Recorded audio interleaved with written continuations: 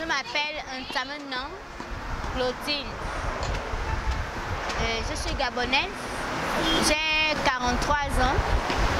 Et je suis au niveau de la plage, c'est au bord de mer. Je casse les badames, comme vous voyez là. Je vends les badames. C'est une activité que j'aime bien.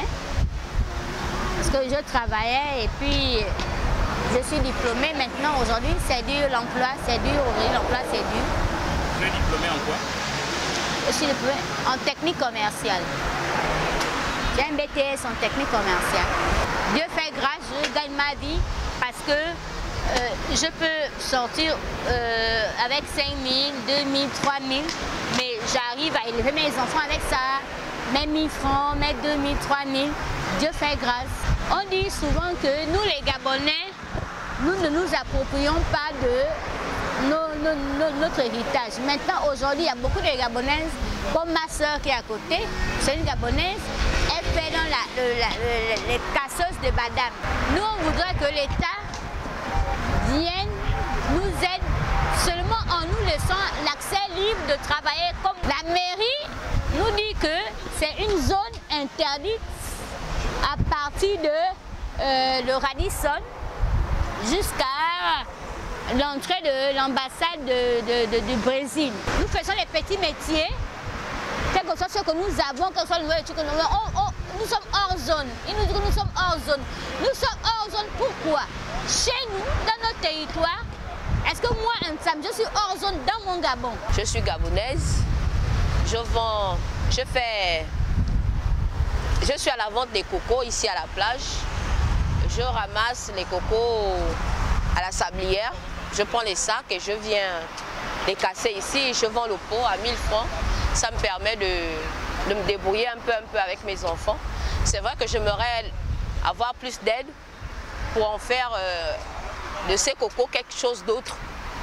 Mais avec mes courts moyens, j'essaie un peu de faire le peu que je fais là pour nourrir mes enfants, pour les mettre à l'école.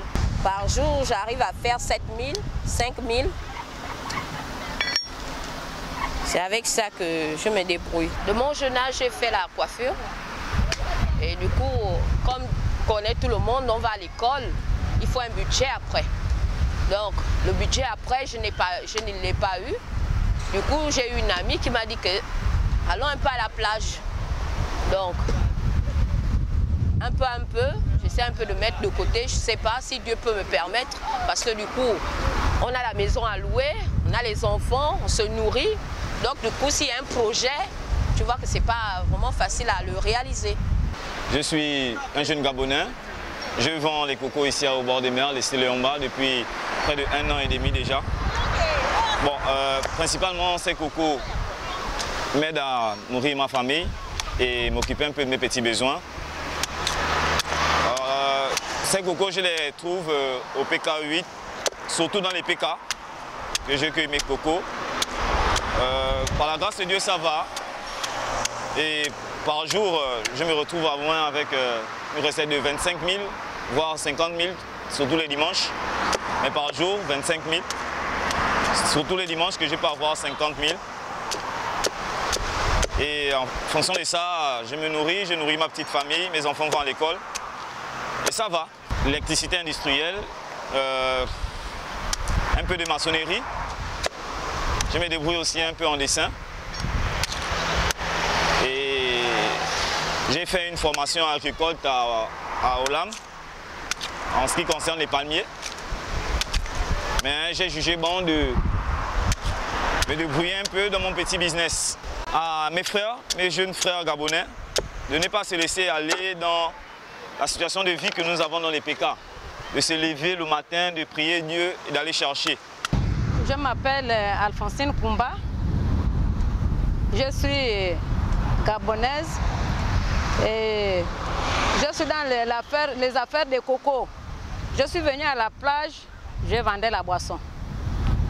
Et les difficultés que je trouve ici, là, c'est la mairie qui m'embête.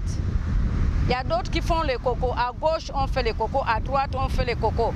Ce sont mes cocos qui attirent l'attention de la mairie. Ils veulent m'envoyer travailler au milieu des hommes. Vraiment, je suis de la Nyanga. Je suis ici parce que ma situation administrative n'avait pas été résolue à l'époque de l'ancien président. Et j'ai rédigé une lettre pendant la transition, au mois d'octobre. J'ai fait une lettre à la présidence de la République. Jusqu'alors, j'attends le retour. Je ne suis pas incapable de travailler dans un bureau administratif et que la mairie ne fait que m'embêter. Et il y a une manière de venir auprès d'une grande femme. Je faisais d'abord le commerce à Cocobiche, je faisais le poisson. Et puis d'abord, j'ai abandonné les enfants. J'ai abandonné les enfants ici à Libreville. Tout le temps, on m'appelait l'enfant est malade, obligé de revenir à Libreville, mais je ne fais rien. Obligé d'être dans les affaires de coco. Je fais les cocos, c'est avec ça que je paye l'école de mes enfants. C'est avec ça que je paye la maison. Tout pour moi, je n'attends rien de quelqu'un.